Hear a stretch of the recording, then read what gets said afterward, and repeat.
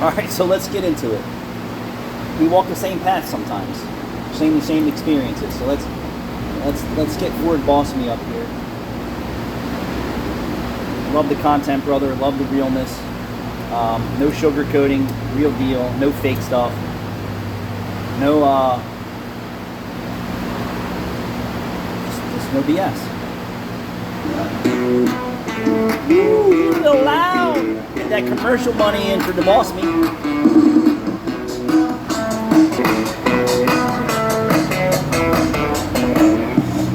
Skip the ad. Well, it's never easy dealing with a customer. They're just, no matter what, you're not going to make them happy.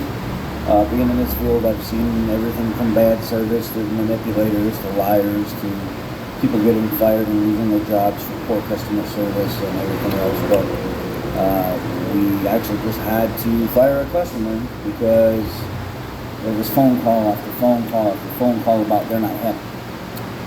Narrate this a little bit. Woohoo! Free advertising. That vehicle's here for used car recondition work, and when we're done with it, you're going to get a good, reliable vehicle. All right, so exactly what he's saying. Some customers you just can't make happy. Fire the customer. He's just telling a story and experience. Now, he works for a very large Volkswagen dealership, and everywhere he goes, obviously they know the power in what he brings to the system in his advertising and his marketing and his social media.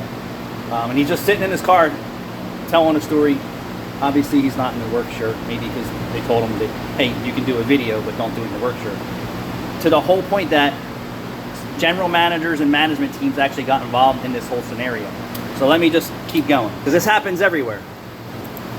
Like this, and they're not happy about that, and they're pissed off that the warranty doesn't cover this, and the warranty doesn't cover that, and the extended warranty doesn't cover certain things like corrosion or whatever it may be, and the customer's on the phone saying, my piece of car, you stupid mother, you guys need to do this, and oh my god, I can't believe you guys are so stupid.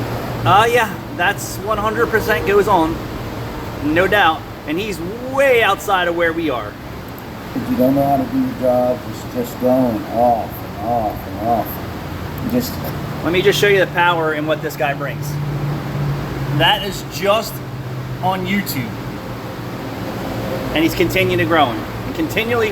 Constantly calling with the nastiest messages, talking to the service advisors. Finally, she came in to pick up her car because none of the stuff that she wanted covered was actually covered because it was not part of her warranty plan. So that... I've been down this road, I can't tell you how many times.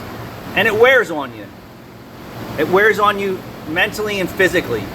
That made her extremely upset, and she's telling them they don't know how to do their job, that's why. So she calls up the warranty company and takes it out with them, and they're like, yeah, none of this stuff is part of your contract. This is your contract. Did you look over your contract? Did you read through it and see that this is a powertrain type contract? This is not a total vehicle contract?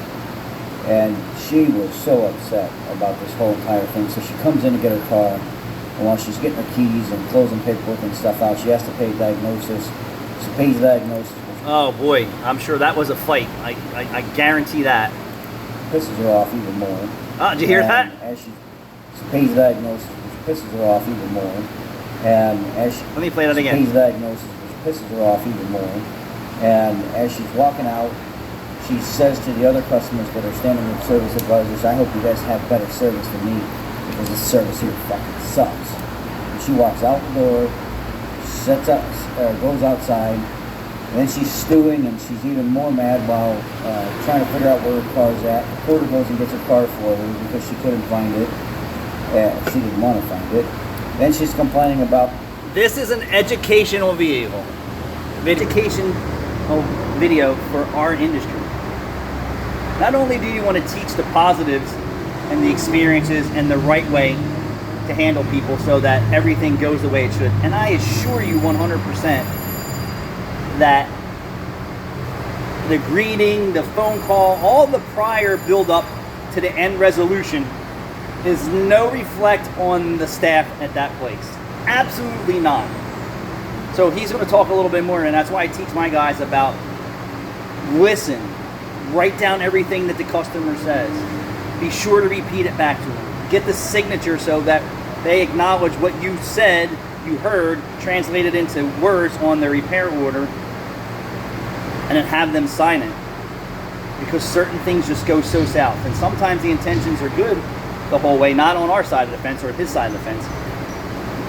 The intentions on the other side of the counter are that in the end, this is how it goes. So let's just keep playing. Oh, there's a new scratch on the trunk. There's a new, and then you guys moved my stuff in the trunk. She didn't want to find it. Then she's complaining about, oh, there's a new scratch on the trunk. There's a new, and then you guys moved my stuff in the trunk. It's not where I put it. I need it all put back exactly the way I found it. And you guys made it a mess even more. So they obliged just to get her out of here and then straighten up the trunk for her a little bit. And they're like, nobody scratched the trunk. That little scratch on the trunk is done there. It's even got a little bit of rust in the trunk. Or in the scratch, so that had to take some time in order for that to develop and fester the way that it did. And then, so important part of what he just said here, is I've been down that road myself, and when I was young and new to the business, we've had some cases when I worked for Midas that the customer blamed us for things that we didn't do to their car. This is before cameras and video cameras and cell phones and all that stuff.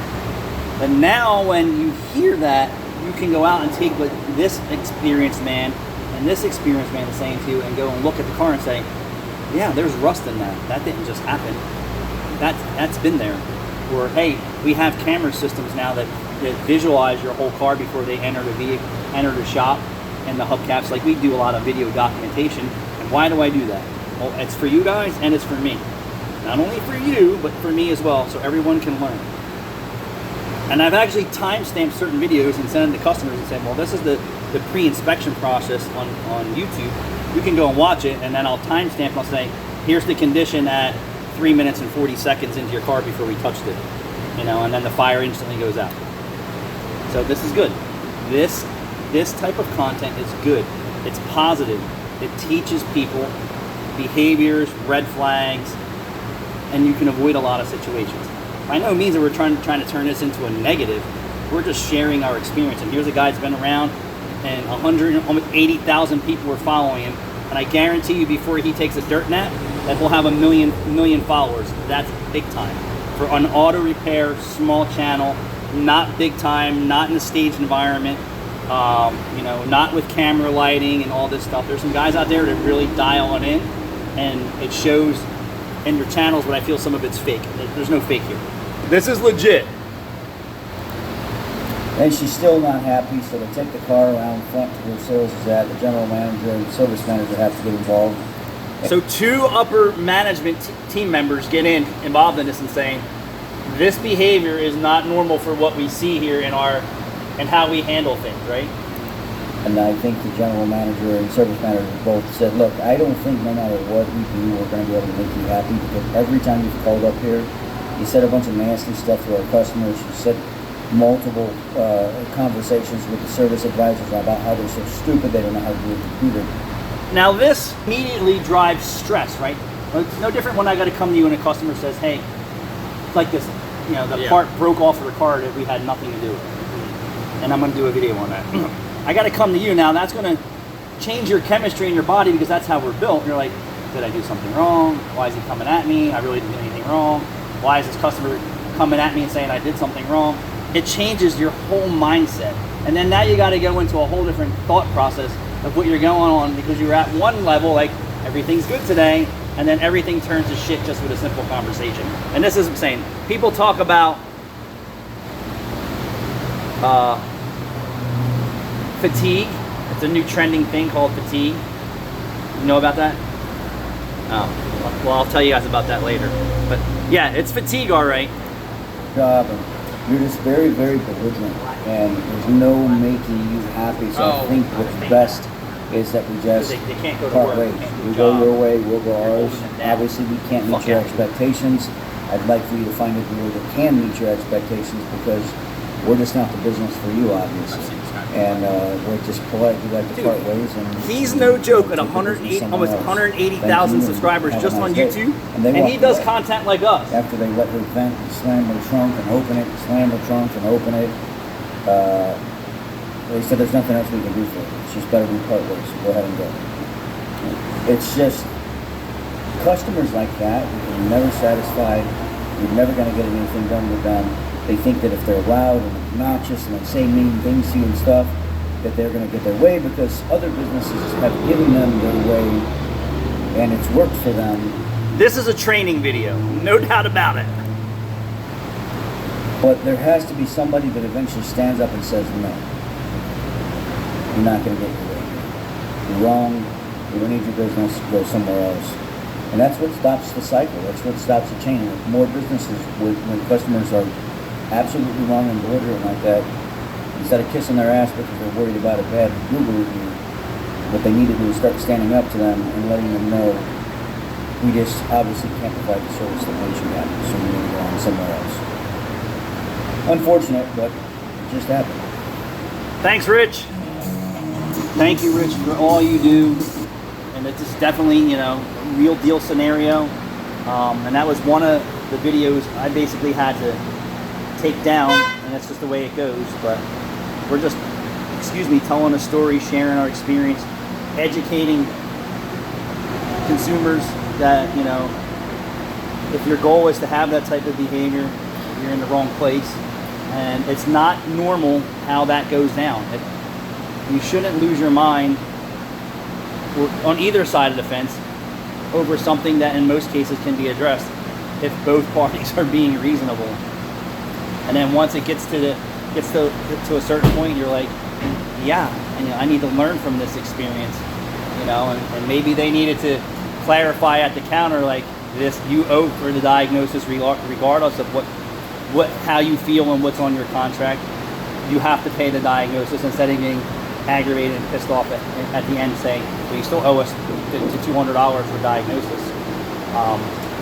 And then, you know, you didn't like the outcome of what went down, and all they were doing is providing a service customer requested, and you gave them the answers like, no, it's not covered, no, and then turned into a whole war for no reason. And I try and teach Rachel that too, is like, look at the normal experiences on a daily here of people that you deal with, you know, be it 10 a day, 10 phone calls, and then you get that one red flag that if the red flag's waving, you just have to see what's going on. And sometimes the red flag is concealed so well that it only shows up at the end, and that's exactly what this was. There was red flags, but it was concealed so well.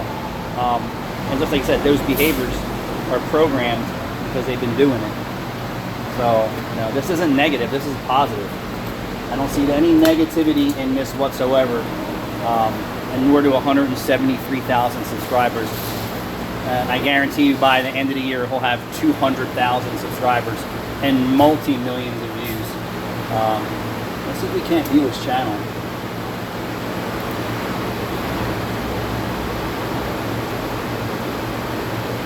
Now, he only has 3,800 videos and 173 subs. Woo! Could you imagine if he had more video content? Unbelievable. What a job. I can't wait to reach those numbers. That's power.